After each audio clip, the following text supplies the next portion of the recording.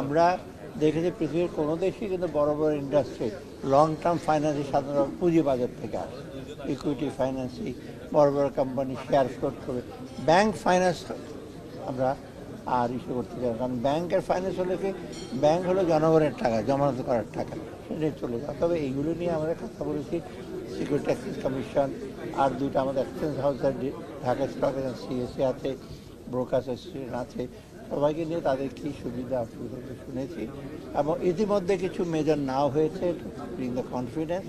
আপনারা বাজারে অনেক সময় দেখেন যে শেয়ার মার্কেট পড়ে গেছে এই হিসেবে, এটা বিকজ কত রিফর্ম হচ্ছে, নট দ্যাট কোনো পলিসি না হচ্ছে কাকে ফেভার করা যেত, যেটা অতীতে না হয়েছিল আপনারা জানেন, কার শেয়ারটা কিন্তু বাড়াবে কী করে। অর্থাৎ এইগুলো নিয়ে আলোচনা আছে, অর্থাৎ কিছুটা অ্যাকশন নিয়েছি, আর বাকিটুক আমরা সাজেস্ট করেছেন কী করা যায় আমরা এই করি।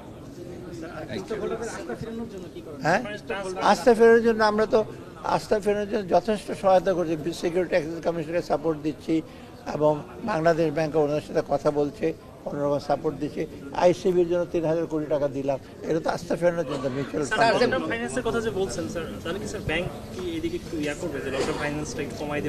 না না, ব্যাংকের কাজ ডেট ইকুইটির ইস্যু। সবাই যদি আপনি যদি একটা ইন্ডাস্ট্রি করতে চান, 100 টাকা যদি ব্যাংক থেকে নিয়ে নেন, তা আপনার কি ইকুইটি হলো? আপনি এখানে 20 টাকা 30 টাকা ইনভেস্ট করবেন, অথবা পৃথিবীর বেশিরভাগ দেশে 80 টাকা ওরা বাইরে থেকে আনে, ব্যাংক থেকে নেয় 20 টাকা। অর্থাৎ আমাদের হলো ব্যাংক ফাইন্যান্স হলে, ব্যাংকের ফাইন্যান্স হলে প্রবলেমটা হলো ব্যাংকের আপনি লং টার্ম মিডিয়াম প্রজেক্টে যাবেন, কিন্তু আপনার ডিপোজিটটা আপনি রাখেন 1 বছর 2 বছর পাবেন।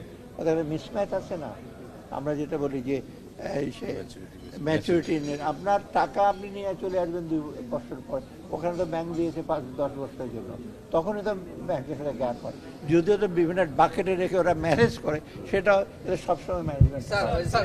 কর্মকর্তাদের রেখে সমস্যা সম্ভব কিনা? আগে এসিসি এবং ডিএসসির কিছু কর্মকর্তা যাদের নামে অভিযোগ আছে যে তারা এই অনিয়ম দুর্নীতি, 2-1 জন কর্মকর্তার জন্য আমাদের পলিসি বা আমাদের অ্যাকশন এফেক্ট করবে না। তারা যদি বাধা দেয় বা ইসে করে, সেটা আমরা ডেফিনেটলি যথাযথ ব্যবস্থা। রাষ্ট্রীয় কোম্পানি নিয়ে আসা ক্ষেত্রে স্যার ভালো, ওটা আমরা বলেছি, আমরা চেষ্টা করছি।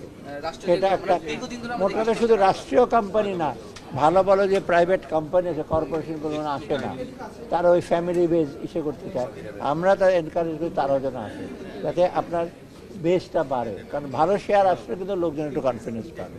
একবার রাষ্ট্রীয় কোম্পানিকে আমরা চেষ্টা করবো, এটা রাষ্ট্রীয় কোম্পানিতে সবগুলো তো আনা যাবে না, কারণ গভর্নমেন্টের কিছু ইসে দরকার।